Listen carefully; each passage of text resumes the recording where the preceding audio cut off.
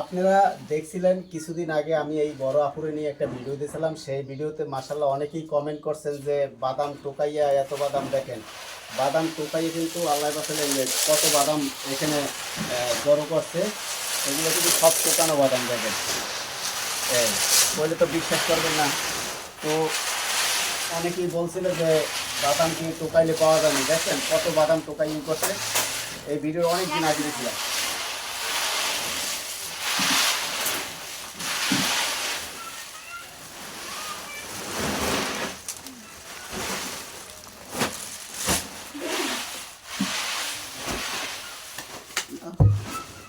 এটি